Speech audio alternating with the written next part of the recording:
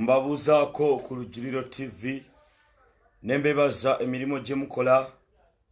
Mwebale nnyo, mwebalire ddala bakadde bange.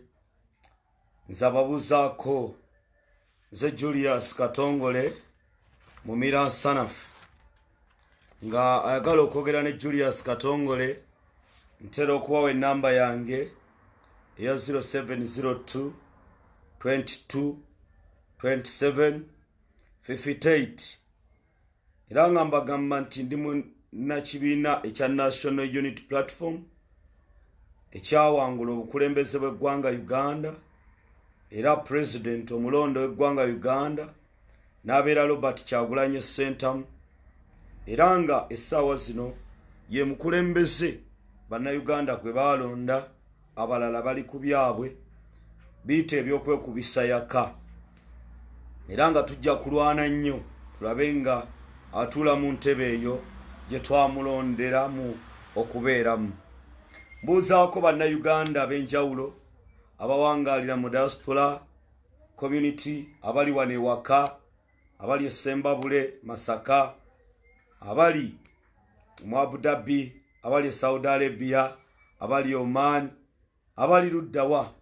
Ne namusa ku bakulembeze bange aba National Unity Platform okuviira ku President w'eggwanga Uganda, His Excellency Robert Kyagulanyi Ssentamu, Secretary General Mukulu David Lewis Rubongoya, ababaka ba Parliament, omwogezi Honorable Francis Zaake, mwena mbabuusaako abakulembeze mu diaspora nammwe abantu abateekamu ssente okulaba nga mukolera ddala. Ne neebaza abo abayambye ku Ashraf Security okulaba nti essaawa zino twasobodde n'okumujja we yabadde, ate tulabe nga tumuwa medication olw'abatanyaŋŋamba abazibu abadde baagala okuleetawo embeera ne kitambula. Gamba sharing a video. Ngenda kutandika n'amawulire ag'essanyu. Amawulire ag'essanyu ge gano agakwata ku President omulonde ow'ensi Uganda, General Robert Kyagulanyi Ssentamu, the bad man, His Excellency Robert Kyagulanyi Ssentamu.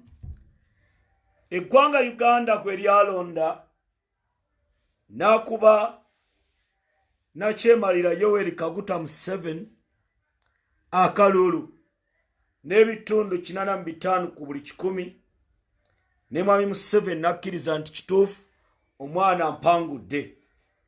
Bakadde bange munzikirize mbategeeze mawulire ga ssanyu genfunye, ng'era twebaza Katonda nti amawulire gano asobodde okugaleeta. President Robert Kyagulanyi Ssentamu omusajja omugezi, era nga y'omu ku abo bwe baali basoma gwe wandigambye nti abaana baalina obwongo obwogi. Wenjogerera Robert Kyagulanyi Ssentamu Bobi Wine, President w'eggwanga Uganda, eyasoma nga buli wootunula afuna first grade, era nga first class learner, talinga ba Joshua ba Dr. Besigye abaali baddanga mu class, talinga ba Joshua ba Mwami Museveni abadda mu class, kubanga Mwami Museveni yagezaako okugenda okusoma amateeka ne bigaana, n'akomawo kati omubuuza Mwami Museveni wasoma ki? Nagendako mu University of Dar es Salaam, bwe navaawo ne ngenda e Mozambique, ne nvaayo ne nkomawo, ate ne tugenda mu nsiko, ate awo maama n'afuna olubuto ne luvaamu ne tuddayo Dar es Salaam. Robert Kyagulanyi Ssentamu, the bad man from Kamocha. Wenjogerera universities mu nsi yonna ez'amaanyi zaamusabye okujja okusomera mu universities zino. Universities zino zengenda obbabuulira President wammwe gwe mwagala ennyo, oba President wange gwe njagala ennyo, His Excellency Robert Kyagulanyi Ssentamu bamulonze asiime ku zino universities alondeko university emu gyagenda okubangulibwamu nga dokitaali mu nsonga z'okulwanirira omuntu owa bulijjo. I repeat, General Robert Kyagulanyi Ssentamu wenjogerera essaawa zino universities ez'amaanyi mu nsi yonna okuli Harvard University, Oxford University, Cambridge University zamaze okumuwandiikira nga zimusaba olwa pressure abasajja Abamerika gye babataddeko ne babagamba ono omwana tulina omuadressinga nga doctor in human rights.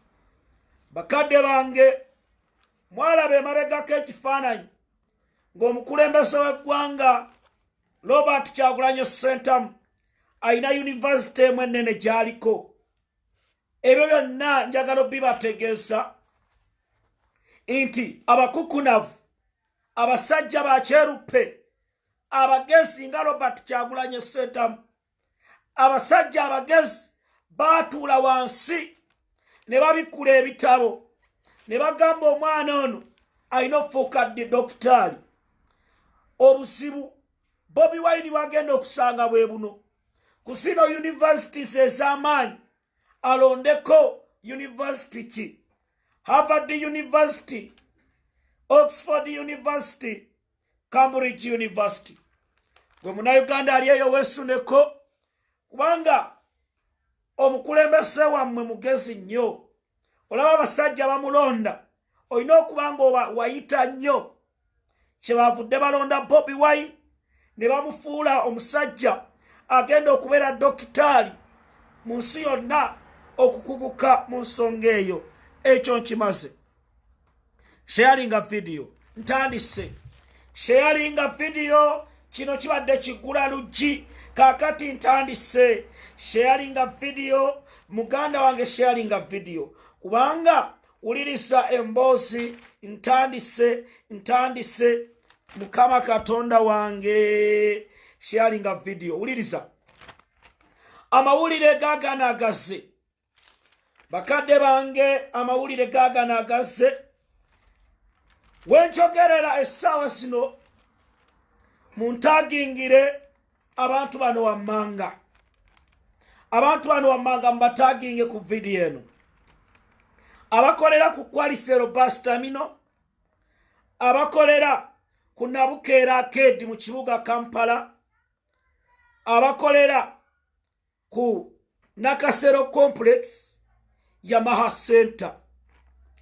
Wenjogerera essaawa zino gavumenti ya Mwami Museveni n'Abachina bali mu kaweefube ow'okulaba nga Abachina batwala bizinesi mu bizimbe bye ebyenjawulo mu Kikuubo, Nakasero, Kiyembe. Abachina bano wenjogerera essaawa zino abajjanga ba investors kati ng'essaawa zino basuubuzi. Gavumenti ya China emaze okubawa ssente nga tebagenda zisaawo bapangise amaduuka. Meeting Minister wa Kampala Misa Kabanda gye yatuddemu n'Abachina ne bamusaba ebiragiro bino biteekebwe mu nkola wammanga. Ekisooka balandiroodi abakiikiriddwa Drake Lubega, Christine Nabukeera, Musa Matovu Yanga babasabye bategese balandiroodi wammanga abo abalina ebizimbe mu Kampala okukubira abapangisa basasule renti owa July ne August. Era balandiroodi bano omulimo bagutandise baweereza obubaka ku masimu n'abantu ab'enjawulo nga bagamba asasula renti oba si kyekyo ebintu byo ogenda bisanga mu stowa. Drake Lubega ng'ono alina ebizimbe by'abasajja abampembe okuli Kwalisero bus terminal, Jesco alina n'ebizimbe ebirala, Christine Nabukeera owa Nana Center, Musa Yanga Matovu owa Nabukeera, bakadde bange muwulirize emboozi zino. Mosa Yanga Matovu wa Yamaha Center. Abachina bagenda kutwala amaduuka naddala mu kikuubo ekizimbe kya Mutaasa Kafeero, ng'era abamu bagenda kutandika okusuubula amasimu bagatundire mu kibuga Kampala. Bagenda kutandika okutunda ebintu ebyenjawulo, era bannayuganda ababadde batunda amasimu waliwo kaweefube okubagoba ku makufulo ezimu Abachina bazitwale. Kigatto wange eyabadde mu meeting eno antegeezezza bulungi buli munnayuganda gwe bakubidde essimu era gwe bagenda okukubira essimu bagambe sasula lenti omwezi 2 bwakulema. Munnange bagenda kuteeka mu tteeka bagambe teeka ki erinvunaana okugoba mu kizimbe. Ojja kusanga ng'emmaali yo bagitutte ng'Omuchina yeegirisizza.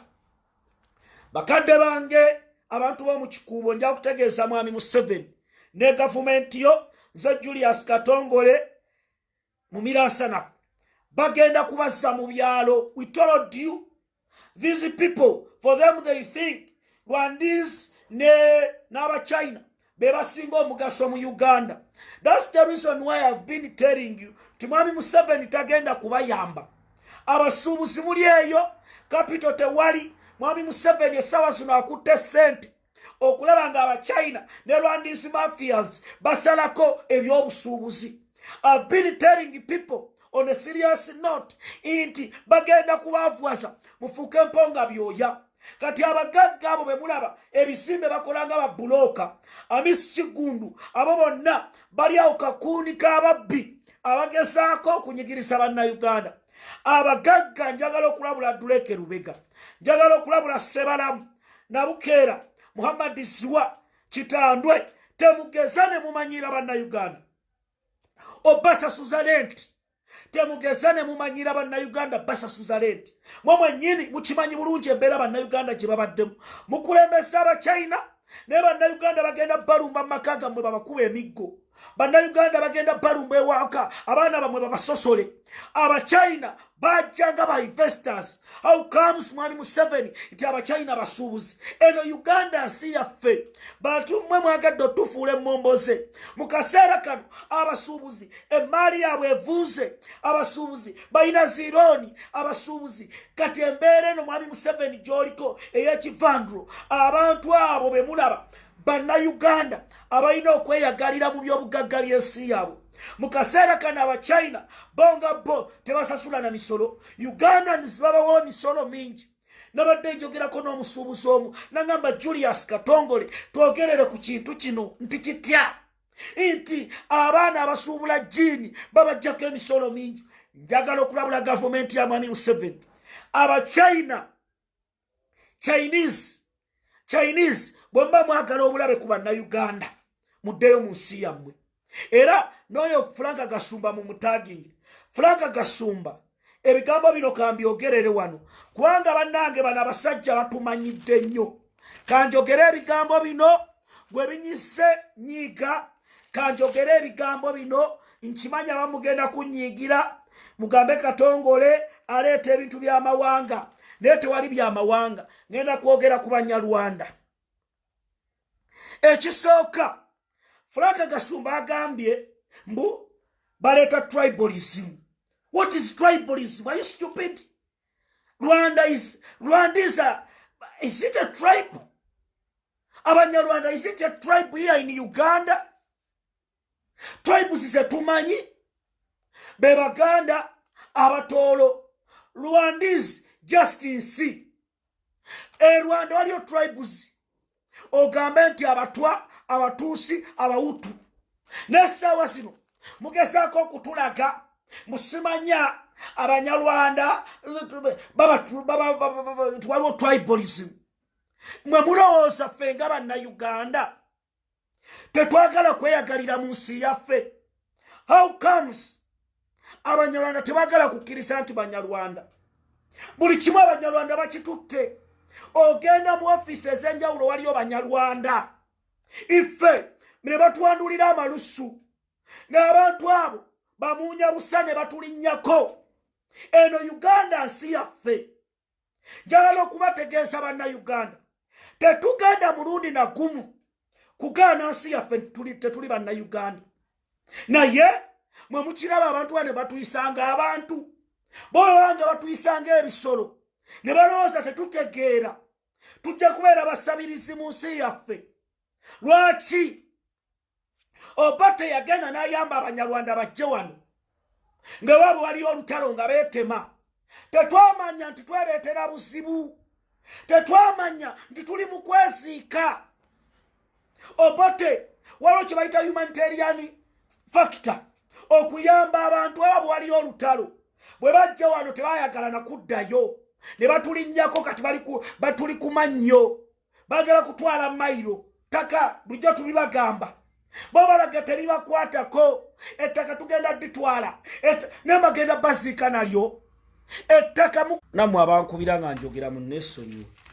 ettaka bagenda baziika nalyo abanyarwanda mubabuulire nti lino ettaka lya bannayuganda abantu abali mu amerika abali e canada abali mu australia abali e dubai ettaka lyabakitaabwe tukooye abanyarwanda otumanyirira mu nsi yaffe ate ne balimbika ne bateekako akazigo bannaye bweyogera ku banyarwanda katongole oleese okusosola tribalism si banyarwanda bamanyi ne batandika n'okukyusa amannya sima bavandimwe kasasiro ki abaana baffe battibwa you kill them ani yatafulaka senteza temwamutta lita nabukenya abaana baffe bali makomera kyokka nga mmwe mwali mwetteeri bajjajjaffe ne babaaniriza abantu bafiiridde bannayuganda wabweru begomba okudda mu nsi yaabwe naye abanyarwanda ne batufuukira ekizibu munnayuganda n'avaayo okwesimbawo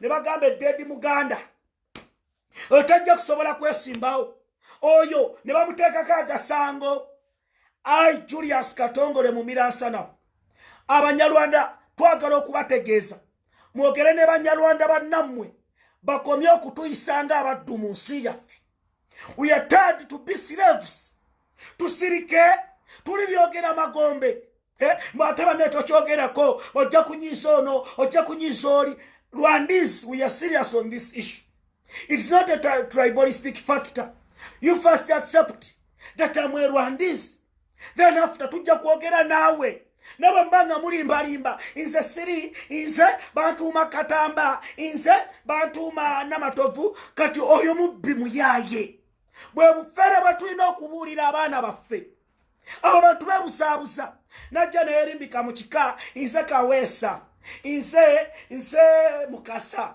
naye ng'omubuusa bajjajja abo baluwa beebo abali mu kutunda ensi yaffe tebalina mutima gwa nsi yaffe bojja okusanga bano batwine nga oxygen wa bannayuganda ne mugamba munnayuganda naye nga ye amanyi gyagenda okgenda ng'ebyobugagga bamanyi gye babitwala Ugandans we should speak the truth lwaki twekweka lwaki mutyo bagamba nti oli munyarwanda Rwandese mwe bye mutukose birungi mwe mulaba tweyagala lwaki tubeera mu makomera buli kaseera lwaki bannayuganda babeera mu kusabiriza ne bumabalako ebyo ebyobusuubuzi byabwe ne muddawo banne Katongole toyogera tujja bajja tukyawa mutukyawe mwatusanga tuli mu nsi yaffe oba tufanga abaddu tufe naye nga tubabuulidde amazima mugambe ku bannammwe emirimu egisinga girimu banyarwanda ogenda mu internafeya waliyo banyarwanda n'ogenda wa waliyo banyarwanda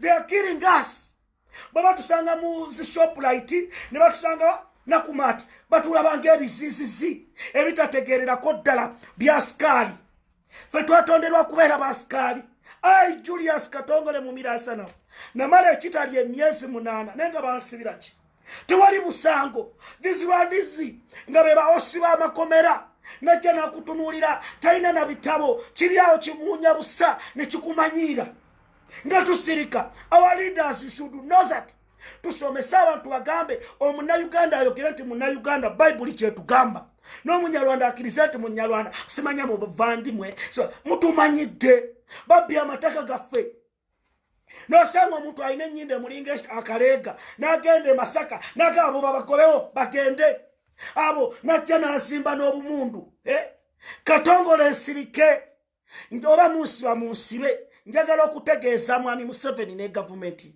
lino eggwanga lyaffe bajjajjaffe be mwatta Erweru ne mubakuba amasasi ne baziikibwa tulina kye tufunye mu gavumenti ya mwami Museveni ebifo byonna mu bibuwaabo ojja kusanga omuntu sima bamuwadde yakulira kino sima biki nga buli kimu gwe bateekawo. Why? Ugandans we should accept nti waliwo abantu betwayaniriza nga ba mutima mubi era basi ewammwe mwetta busi era sente ze mwakozesa okutereza ensi yammwe zaffe mutula wansi mutusiimeko bikine ettaka mulitwale ke tubadde tusigaza akawugiro ekibuga Kampala mukitwale simanye ekibuga kyaffe ne mufaawo ne mutandika n'amannya enguudo mu Kampala mugenda sikyusa simanye ono bavandimwe roadi Gasumba nga mutumanyidde bwe mba mutulaba Gasumba tuli basiru mu Lancaster bwe baali bakola meeting mu 1961 Abaganda baba priority. Buganda is being attacked. Obuganda busanyewo. Osanga ano mu Buganda kati sasa no ne Uganda yonyini otunulira abantu betya bali awo bamongota bumongosi balinga be bafuuyira tebategeera bigenda maaso mu nsi yaabwe kati babase okwata ku mayiro bonna bagugumuse.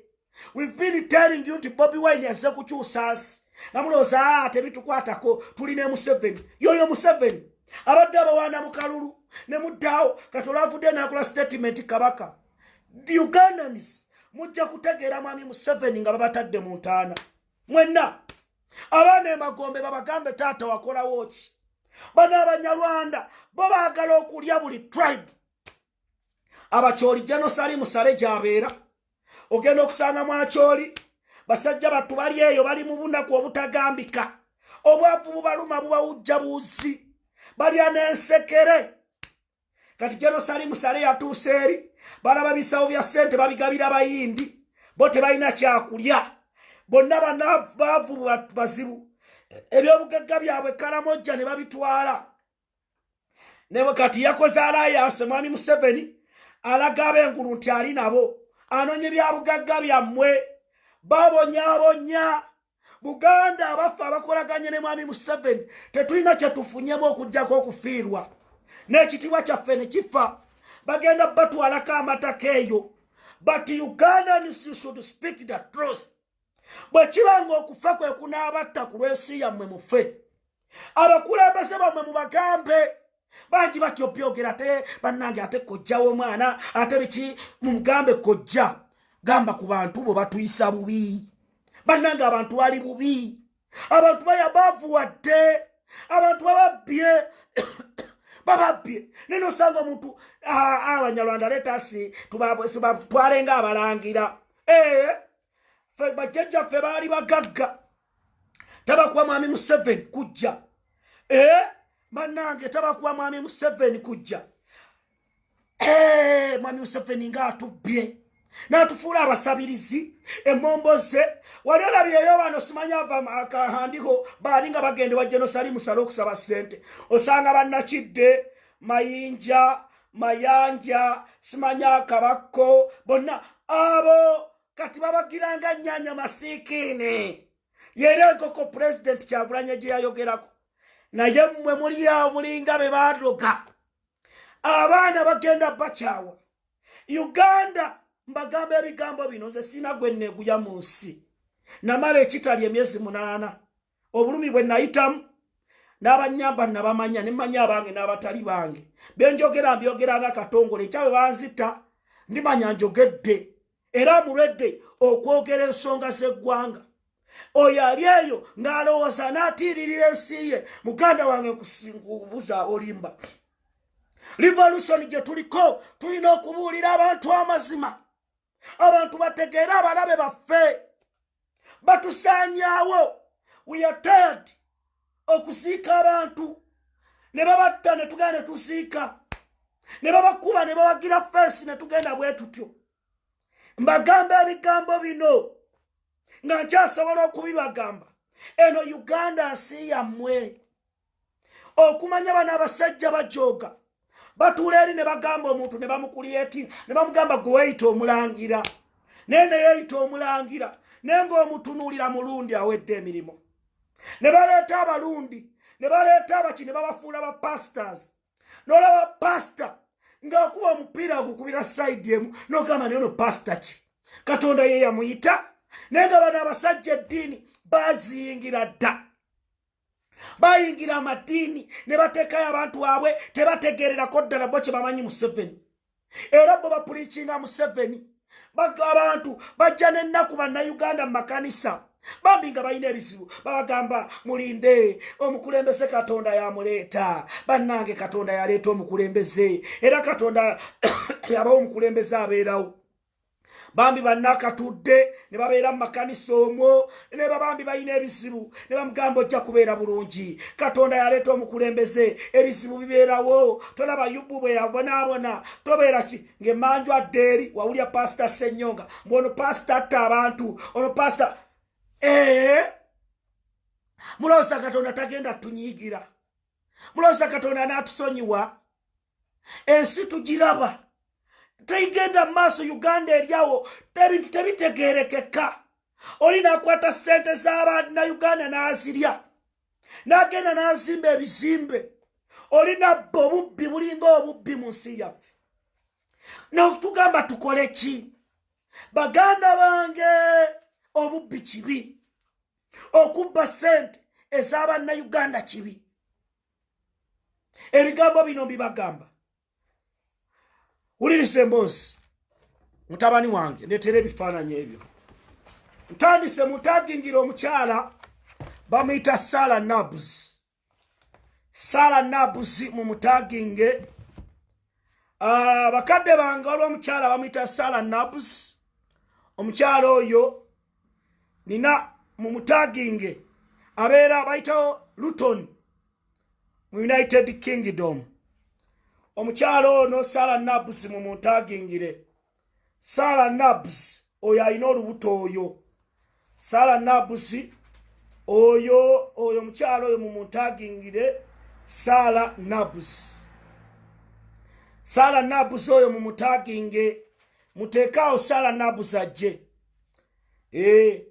Sarah Nabbs ajje omukyala ono Sarah Nabbs nyaba okulamusizaako nze Julius Katongole mu Mirasanafu atata biduduma era yagamba buli alirumba Robert Kyagulanyi Ssentamu n'akwata ssente ya mwami Museveni ndimuwengangako omukyala oyo yasisinkanye mwami Edrick Lwabogo n'aweebwa ssente okulaba nti abantu mu diaspora battibwa Sarah Nabbs ono atamumanyi omukyala ono yeefuula nnyo ayogera accent ey'Ekingereza naye nga munnange yakoma mu primary 4 Sarah Nabbs ono omukyala oyo njala okutegeeza yafumbirwako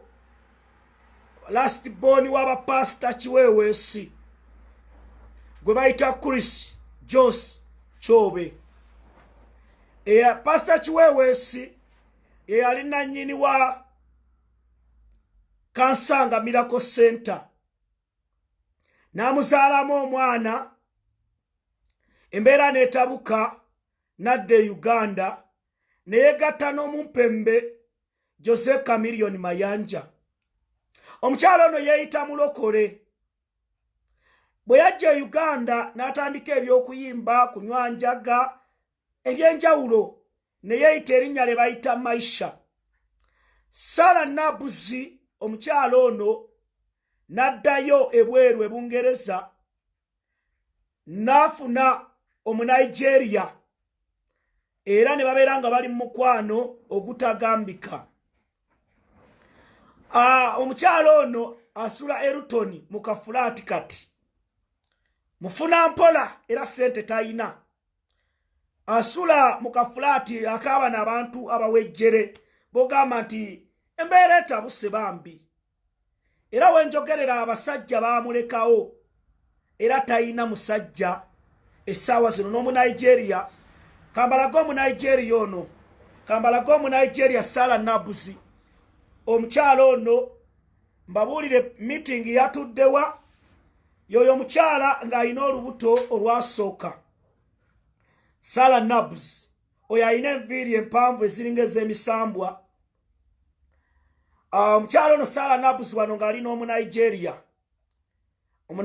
omulabye ng'amukwasa era omukyala ono Sarah Nabuzi wano nga yeerimbise mu kanisa nga yeefudde omulokole naye nga munnange mulungi nnyo mukwana obwana obuto era ngenda balaga obwana obuto bwazaayagala mulungi mu kuvuma Robert Kyagulanyi Ssentamu President wa Uganda ku UNN era y'omu ku abo abakyala bannakyewombekedde ensiba eremeredde nga omukyala ono nayogeddeko ne famire ya Pastor Chiwewesi ne baŋŋamba baamulekawo lwakuba nti ye nga ye ebungereza omulimu gwe yali akola gwa kwetunda be bana badde eyo nadda mu kiyumba kye n'atunuulira kalenzi ki kakatongole akasanyudde kankanoonye avumye Bobi Wine n'akola buli kimu kati Sarah Nabuzi gwe ne Jose Chameleone babawadde ssente Jose Chameleone mayanja mu mutaginge Sarah Nabuzi asula erutoni mu kafulaati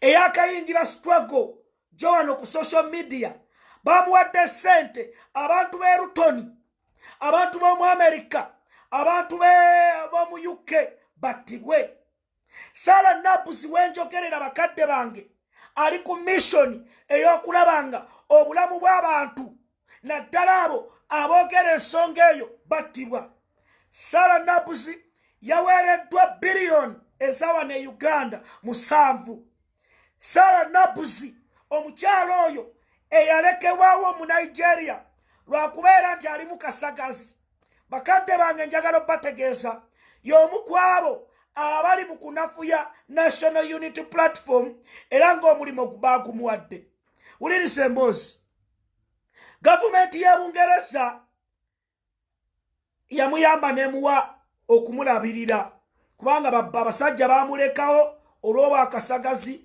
yakola gumu gwa kuzaala buzaazi era gavumenti nemuyamba kye bayita child support gavumenti nemuyamba ku kye bayita child support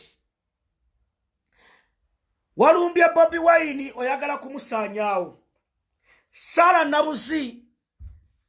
Nabuzi mission eyo gye baakuwadde ey'okutta Bobi Wine ey'okutta ba Patricia Sewungu ey'okutta abantu eyo Sarah Nabuzi bw'omusanga mu bbaala fuluma kubanga bamumanyi be bano abawala abeetega agenda mu bbaala ne yeetega era bw'akoze ne mutabani wa Pastor Chiwewesi muganda Pastor Chiwewesi gwe bayita Chris Josh yafundikira agudde mu bizibu ono state mafia Sarah Nabuzi abeera erutoni bamuwadde omulimu yeetege abavubuka abali eyo amala okwetega n'olaba nti ekijuujulu kiikyo mwabagala okujja ebiwojjolo mbalabula Sarah Nabuzi nkubuulira nze Katongole Julius Mumiransana mukyala Elizabeth wamala badde ankubira amasimu munsonyiwa Katongole tonjogerako Katongole onzita Katongole kati Sarah Nabuzi Bobi Wine nkubuulira mwesonyiwe sigwe yamuleeta era abasajja bakudduseeko essaawa zino oli masikiini ozaala busaasi gavumenti ya Queen n'ogiwa obuzibu oli eyo oli mu kayumba naye ovaayo otuula kasimuko omanyiire Bobi Wine. Who are you, Sarah Nabuzi?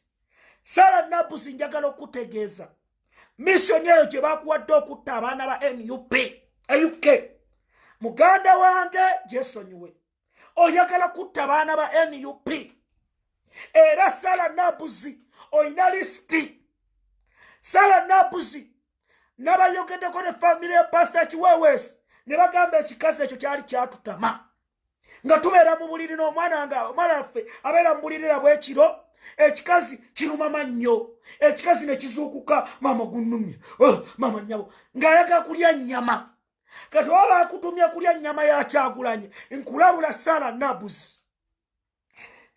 Nabuzi yonna gy'oli wummuza obulima wabwo weesonyiwe Robert Kyagulanyi Ssentamu mwenna aba UNN kati data yenna Sarah Nabuzi lwabogo yakuwadde ssente mutta abaana ba NUP Sarah Nabuzi olina Jose Chameleone Mayanja olina Jose Chameleone Mayanja naye tubalabula mujja ku UNN ne muvuma Bobi Wine ne mwefuula abamumanye ennyo naye mbabuulira mission eyo gye muliko musaaga Bobi Wine temugenda musobola era obeera ku UNN baakuleeta oguze mission yo okola program ng'onafuya Bobi Wine n'omuvuma n'okola buli kimu naye kubuulira gwe nakyewombekedde azaala obusaazi nga tolina pulaani ng'abasajja bakulekawo onoonyeza eddagala mitala ku mitala bakuyambe abasajja babeere naawe ne bigaana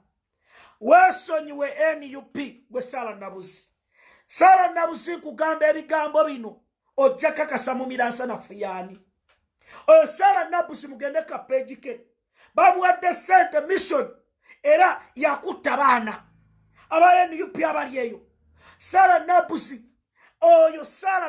nkulabula nkumulaba ondaba nze Julius Katongole mu Miraasa Nafu sitya biduduma eggwoli katono numba bali ate igwe nsobola n'okujjawo oli n'otankwatako njagala okutegeeza Sarah Nabuzi weesonyiwe NUP weesonyiwe David Lewis Rubongoya Sarah Nabuzi ne banne ekikazi ekyo sebo bakuwadde ssente nogamba n'osimayiringa oyogera simaya American accent ekisiru nga mbogoza okuba gwe Sarah Nabuzi family ya Mr. Chiwewesi yampadde data ne bangamba Katongole ekikazi twakiwona nga kirina ekitambo oyo Sarah Nabuzi bw'omusanga mu supermarket fuluma gamba omubbi kuba enduulu Sarah Nabuzi kugamba ebigambo bino nze Katongole Julius mu Miraasa Nafu nze tolina kyongamba mbadde ekitalya mwaka kumpi mulamba nga mwami Museveni yansiba ate gwe Sarah Nabuzi tolina kyongamba Bobi Wine nze buli amulimu ali mulumba olumbe Bobi Wine mi Katongole Julius data bamumpeerawo erinnya Kyagulanyi bwe mba temusobola dijja ku peegi yammwe mwesonywe Bobi Wine mwesonywe NUP Bobi Wine takuyitangako era kapeegi ko kiko lwaki ekifaananyi kya Bobi Wine kikyaliyo lwaki kikyaliyo nokyanayogera bannange mwabamanyayo ekituufu jangu okuwa omugyeko Museveni gwe Sarah Nabuzi gwe bawadde ssente mwe muli bampembe muli balundi abasindikibwa eyo okutta abantu emirambo gyose Sarah Nabuzi wabweru tugyogere Sarah Nabuzi tugyogere Omunigeria okulekawo wakola ki au sigalo tewamutta Omunigeria yakulekawo ekisooka ng'oli musezi Sarah Nabuzi wali musezi kirisa uli musajja gweyagalako n'akulekawo kati oli mu kayumba eri ak'abanaku ne bagamba bambi beeraawo gavumenti ya Queen omunkuseera oneemuyambe kati oli eyo onodda kasimu n'osiga ebisige omunaku awedde emirimu wali eyensi nekkuba n'okoma wano n'oyagala b'akamiliyoni yoyogeze kulaga ddi ovudde wabudala kitatta which quality is that one which quality munabo baagala kukulembera ggwanga ba Sarah Nabuzi Elizabeth Wamala yatta bbaawe you the masikins Bobi Wine omumanyi ne mukola ki program nono Kimbugwe okola program noyo Kimbugwe okasasiro kati Kimbugwe aba bafere bonna bannemu abanalemu abufumbo bano simanya ofuleyers kati ngajo ki Sarah Nabuzi n'abiteekaawo mbubijje bifunireko abasajja biri eyo bikuba abantu butayimbwa mbagamba temugenda kutta Bobi Wine Sarah Nabuzi era gwe Munnayuganda ng'oli eyo ng'okolagana ne Kimbugwe live ng'okolagana n'omukadde Namwandu eyasaata wala eyatta bbaawe Elizabeth Wamala ng'okolagana nono omulundi Kimbugwe Ssabalundi muganda wange bagenda kuzza Uganda Munnayuganda ndaba bano basaala Nabbuso owulidde information gye nkuwadde baalidde dda era bagenda kuwaayo lisiti babatte ze ndi musajja mu Katuliki njogera amazima nga information bweri era ebigambo mbireetanga bwe biri nze njagala okutegeeza gwa ndaba oyo yenna ali eŋŋanga Bobi Wine ndi mulumba Bobi Wine ye president ffe twasalawo ow'eggwanga Uganda era alina okulembera Uganda kati buli mumpembe gwe bawa ssente buli munyampi gwe tulaba nga zze tumuwa levo ye n'atereera era bagamba ebigambo bino mubiwulirize Sarah Nabuzi ekyumulo kigenda kwakira Kyagulanyi Robert Sentamu oyo ye tasaagibwako ze bigambo ebyange byenjogera biba bwe bityo ekyo nkimaze Sarah Nabuzi mumaze ulirisa waliwo gavumenti ya Mwami Museveni nkwewuunya lwaki wawandiikidde ministry y'abawandiisi ab'enkalakalira n'owa ebiragiro nti mukoddomi Odrek Lwaboogo eyawasa omu ku bawalabo Pastor Patience Lwaboogo nti aweebwe ebintu bino wammanga omusaala ng'ogw'aba minisita gw'aba aweebwa aweebwe emmotoka aweebwe woofiisi aweebwe n'abakuumi ng'ababa minisita obutaswala n'oyongerako n'amannya gano Mary Kaloli Okulut Dr. John Mitala ne Florence Nakiwala Kiyingi njagala okubuuza Mwami Museveni security tukimanyi wagiwadde mukoddomiwo sente z'Abannayuganda muzoonoonye permanent security alaweebwa omusaala ng'ogw'aba minisita Bannayuganda nga tebalina mmere Bannayuganda enjala ebaluma Bannayuganda tebalina oxygen Bannayuganda tebaagemebwa Mwami Museveni where are you taking us Ugandans bafuuse ba beggars babeegayirira mbawe emitwalo 10 as I speak now sente z'Abannayuganda ziri luddawa Bannayuganda oyagala kubalookinga oyabazza mu ggalo naye Mwami Museveni nkulayirira Bannayuganda baddeyo bakole Mwami Museveni saagala mulundi na gumu ojje ku Bannayuganda oddemu bateeke mu lockdown talina plan Ugandans mu kaseera kano bafuuse baavu Ugandans mu kaseera kano bali mu mbeera esemberayo ddala obuzibu n'otufuula embizzi twegomba kawunga njagala bategeeza Bannayuganda Mwami Museveni ne gavumenti ye abasuubuzi loans ziringa loans bewola mu mabanka kyokka Mwami Museveni oyinza ovaayo n'ogamba balandiroodi ne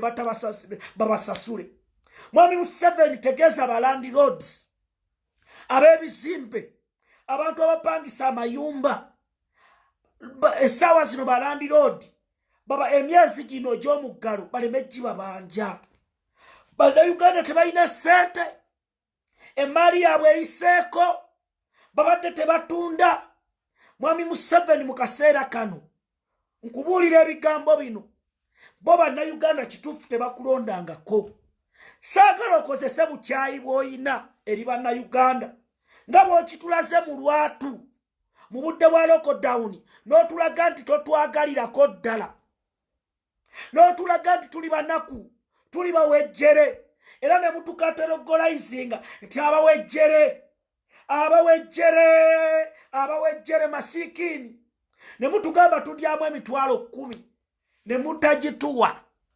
Mwami Museveni lockdown mugite. Mwami Museveni bannayuganda mbaleke baddeyo bakole. Mwami Museveni ababoda mubakirize bagende bakole. Kubanga ababoda balemereddwa. Mwami Museveni mutama bala. Kubanga waliwo abantu abali mu sekita eyo mubasibye emyaka 2 tebakola. Mwami Museveni mukkiriza abayimbi baddeyo bayimbe. Mwami Museveni mu kaseera kano bannayuganda bangi bali mu buzibu. Bannayuganda beetaaga okukola. Abayimute ebivulu by'abayimbi. Mwami Museveni njagala okugamba ebigambo bino. Eggwanga Uganda enfuga gy'otufugamu tetugitegeera. Why? We are suffering. Amasomero mugagule. Abaana baddeyo basome. Abaana abamu batudde waka emyaka 2 bafunye embuto. Abaana b'abantu bonoonese. Mwe muli eyo musanyuka. Essaawa zino mugenda kuleriisinga ebigezo bya siniya 4. Abasiniya ey'okutaano tebannavaamu. N'otunuulira gavumenti eno n'obuuza ani agiwa amagezi. Baminisita oba babalina degrees mu stupidity. Baminisita n'otunuulira education system babawa ssente musomese abaana. Abaana bamaze emyaka 2 omwana agamba simanyi kibiina kye ndimu kati. Gwanga kiri etulimu. Nsi ki gye tulimu. Mwami Museveni ekyo nkigambye. Essaawa zino bannayuganda mubate baddeyo bakole. Bannayuganda bali mu bulumi obutagambika. Mwami Museveni ne gavumenti yo kaseera kano bannayuganda babbiddwa ssente nnyingi. Bannayuganda bakubiddwa. Bannayuganda battiddwa. Bannayuganda bafiiriddwa mu lockdown. Okuva coronavirus lwe yajja. Coronavirus asse bannayuganda batono ne securities ne zitta abantu n'abadoctors malwaliro ne batta abantu. Essente ne zibeera waggulu. Paramount Hospital amalwaliro g'aba China ne babba bannayuganda ne tuziika abantu baffe mu bulumi. Mwami Museveni kugamba ebigambo bino nga nkyali mulamu nti lino eggwanga Uganda mulifuuse ng'abafuga Western Union eyammwe. Naye as I speak now Ugandans banyiivu. Bannayuganda bakooye embeera gye mutufugamu. Emisolo giringa emisolo. Abaana babeereyo Saudi Arabia, Oman ne baweereza obusente bwabwe wano okuyamba baganda baabwe n'obuterekera wano ne musala omusolo mungi. Abantu mubanyuunyuusa ekimala ne mulema obbaddiza. Ne mumbeera eno gye mwaleeta ne mugaana obbaddiza. Mwami Museveni is a problem to Ugandans. I repeat, Mwami Museveni and his scavengers ye problem ya Uganda. Ebigambo bino bibagamba Mwami Museveni tukooye ng'abavubuka okutufuga ng'abaddu. Tukooye ng'abavubuka okutubba. Eno Uganda nsi yaffe. Eno Uganda nsi yaffe. Enough is enough. Mwami Museveni n'osiba abantu James Mubiru ali mukomera. Kansala mulonde. Free James Mubiru. Mubiru yakola ki? Lwaki ba political prisoners tembata? Ba Olivia Lutaya, Sarukuma John Bosco, John Achibalama, n'abali mu mambuka. Mutaba sibe abali makomera. Andrew Guti ogamba wagalawo kooti zikola. Vayo gy'oli mu kujja ebiwojjolo ojjota abasibe. Bino bye twogera tebireme banyiiza. Singa basiba baana bammwe kati mwe muli abaana bammwe mubalaba. Abaana ba Mubiru bakole ki? Mubiru w'ofiisi ze zaggalwa talina renti. Ennyumba ze ne ziggalwa. Landlord agala kutwala bintu. Mwami Museveni awo otutuusizza. Mwami Museveni kugamba ebigambo bino nze Julius Katongole mu Miransana. Nga bwe wagamba ebyobufuzi kweringiza Mukama, nange kankulingise Mukama. Tukooye yadde tetukulondangako nga president wa Uganda. Twalonda Robert Kyagulanyi Ssentamu. Gw'obikola olowooza tojja bisasulira. Abantu oba lwaki obafuga ng'ebisolo? These are human beings like you. Sente temwasiba wadde ez'okulya. Basuulira mazzi. Business zononese. Emali y'abantu eyononese. Abataxi bali mu kukaaba. Abantu mubagambe batekamu sanitizer batambule. Wagala ebyentambula kiki kye walekawo abantu batambule from one place to another. Abalwadde basirimu bali mu kukaaba. Abalwadde basirimu tebasobola kutambula genda mulago.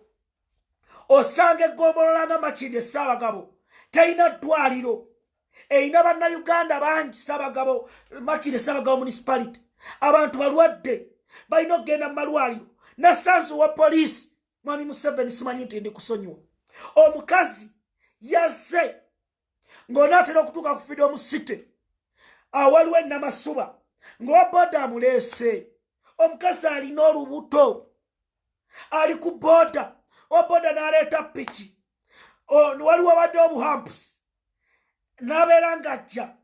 Owa poliisi n'amulaba teyamuyimiriza abaaye yakamuyitako n'akuba piki omupiira. Owa boda n'agweri n'omukazi n'agweri n'asambagala. Bagenze okulaba omukazi baganda bange yafiiriddewo. Omukazi yafiiriddewo. Akaana kali munda mama tayinza kufa ne katafa. Owa boda ne baleeta ambulance n'emutwala. Abapoliisi ne baseka.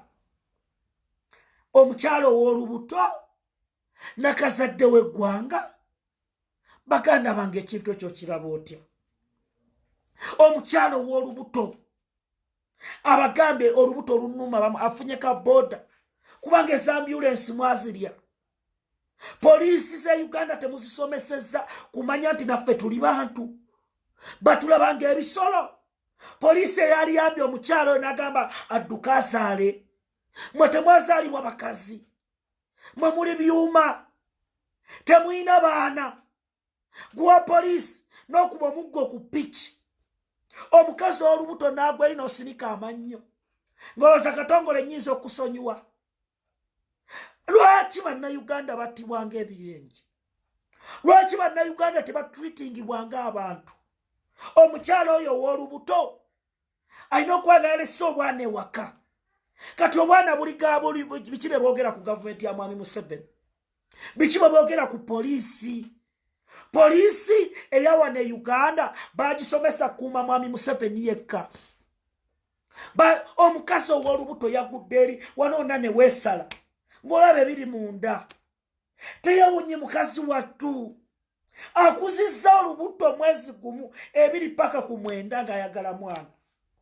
Olw'okuba bano balina omululu gw'obuyinza, olw'okuba balina baagala ssente, olw'okuba bayisa ebiragiro ewatali pulaani ne bateekawo biroko dawuni byabwe, abantu ne babatta. Tugenda kunenyaani ebintu bino. Why? Bannayuganda abo tebalina baboogerera. Bonna bali mu disitulikiti babatta. Babatta bali mu batta. Gwali eyo ng'okukunadde balamu ng'olubuto singa lwali lulwo. Opoliisi nakuba n'ofa. Singa omwana yaliwo. Ebigambo tubibagamba mikwano gyange. Obulumi bungi bannayuganda battibwa. Bannayuganda bali mu makomera tebalina misango lwakwagala ddiini. Kati abannayuganda poliisi beyasse. Osanga Kaleerwe kyekyaliyo kyekimu. Bakadde bange ebigambo bino tetubyogera ntuli balabe ba nsi yaffe. Tubyogera olw'okuba twagala ensi yaffe. Gwe ze mbagamba ebigambo bino. Bobi Wine yajja atubuulire ne why abantu batambulira ku bunkeeke ku kutya. Lwaki omuntu tomuyimiriza ng'atambulidde ku booda n'omugamba kyokoze kikyamu? Omukulembeze yaggala eggwanga eyavaako. Omukulembeze yavaako. Yaggala eggwanga. Naye tulwa COVID omusomese. Poliisi musomera wa? Musomera wa? Lwaki mutuluitinga bannayuganda ng'ebisolo? IGP singa wali sayininze ddo okyola. Abapoliisi bali mu kutta bantu. baba kuba masasi bannayuganda bakontoka njala bagwa sente zibbibwa muwala Sam Kuteesa Charlotte Kaine Rugaba eno ensi eragawa. This is our country. Abaana bamaze okusoma tebalina mirimu. Ssekirinya Muhammad yatandika eddwaliro n'abantu bakubira ne bagamba Honorable Katongole nyamba abaana bange Honorable Katongole. Kyokka Mwami Museveni yalowooza amagye gagenda okuteeka mu malwaliro gajjanjaba abantu. Bannayuganda abaana be baweerera bagende balime ennyaanya sibagenda kuleeta abasawo eccuba n'obusaba n'abantu basomerawa. Uganda nisiwe tuli wabi. Bannayuganda muzuukuke mutegeere ebikwatagana ku nsi yammwe. Baba hiding information, but information is power. Eno Uganda eri mabega ne mu third world countries teriimu eri eyo mu 50s. Kubanga bano abatufuga they are not on .com. How can you, a president of .com, no abolishing social media, Facebook, mutekako omusolo wali badde osanyuka singa abaana bali mu basomeseza ku Facebook kwa omwana abeera live teacher n'abeera n'abagamba abasedde mu bagulira amasimu nja kubeera eno mbasomese ne Mwami Museveni yalabanga Bobi Wine abantu bamwagalira nnyo ku Facebook bajja kuzijjako obukulembeze essaawa zo tukozesa VPN yabiggalawo omusolo n'atubinika noloza abavubuka ogenda lwaki obadde otukotoggera yadde tebyaliwo ku mulembe gongo ovubuka neye ennugu efutwa mbi Mwami Museveni efutwa mu kaseera kano nakuwulidde ng'otumye ono simani nampala wa gavumenti oba yetayeebwa mbu simani abaka wa palamenti bonna tubakugidde bagende ku Twitter ne ku Facebook nga wabijjawo kati lw'obiraba. He has spoiled education. Ne bannayuganda bwe mutazuukuka mu Uganda mugenda kubeera n'emboga n'ennyaanya Museveni kyayagala. Kasita ayonoonye ebyenjigiriza n'ayonoona eddiini ennono n'empisa tugenda kubeerawa. Abaana baabwe basoma abaabwe bali mu international schools bali eyo babakookinga abaffe bali waka babeera na bulenzi mu bisaakaati abaffe bali waka babayigiriza kusuna mabeere abazadde kati bamuga agenda osiba enviiri kuba omwana abadde waka emyaka 2 onaamala nga bamuleetera mulenzi. These people for them they think we are hooligans. Ugandans bwe munaategeera amagezi agali mu kusomesa abaana bammwe mwali essaawa zino singa mwafuna ne batica ne babakookinga omwana asomye lwajja okumanya ebiri ku nsi ye. Mange Gertrude Namweba ali Bisanje Masaka yaŋŋamba nze Katongole saasoma ne tutunda ebikajjo ne tutunda ennyaanya nga buli kawungeezi olukomawo aŋŋamba genda osome n'atuusa mu siniya ey'okuna n'alaba nga biganye namugamba maama nja kusoma n'aŋŋamba naye kansabe Katonda n'empeereza ebisanje kwauta n'ennyingira seminaariyo Father John Kennedy Lubega n'ampeerera paka ku university lw'amagezi. Abaana mu banoonyeza amagezi kino ekyokutta education system kigenderere baagala mutwala abaana ab'ekibogwe nga tasobola kwogera Lusungu. Nze era Mange Gertrude Namweba nkwebaza because ne baba bateeka mu kkomera you stood with me n'ogamba omwana wange ajja kuvaayo n'ogamba yadde era ne bansiba Mwami Museveni bwe yansiba mu Arua ne batusiba ebugiri ne batusiba ku OTT nga maama ajja mu kkomera n'aŋŋamba kwata enkoko kyemuliko kituufu era yaŋŋamba mwana wange kyokola nkyegomba nesobola kukikola ne bamuwa obwakansala ku kyalo because of me. Uganda, this is your country. This is your country. This is your country. Lina gwanga lyamwe bana basajja batekawo ekintu nti politics. Ne politics ya kumye emmere waka gwe bagamba. Politics ya gw'omusuubuzi yali mu kubonyaabonya. Why? Sida Bobi Wine yabadde president wa Uganda. Zino programs za COVID ez'ekisiru tezaali baddewo. Nga oyinza okubba oxygen ku mulembe gwa Kyagulanyi. Oyinza okubba oxygen ku mulembe gwa Kyagulanyi. Bobi Wine ng'ayinza okukkiriza obubbi mu gavumenti ye. Bobi Wine ng'ayinza okulaba Bannayuganda nga bafa bwe batyo. No, this is nonsense. No, tunuulira abantu batwine ne batuuka okuleetera keesi ne bakubajja mu keesi ne bagamba gwe weetaaga kufa n'owuba ababina n'oddayo n'okola. Where are we heading? It means nti Bannayuganda baweereza bakulabye oli mubbi. Mwami Museveni ye n'amulekawo kubanga kimuli kya ku mmeeza. Atwine sente ze mubbi ennyingi. Obulumi abantu baffe bwe bafiiriddemu.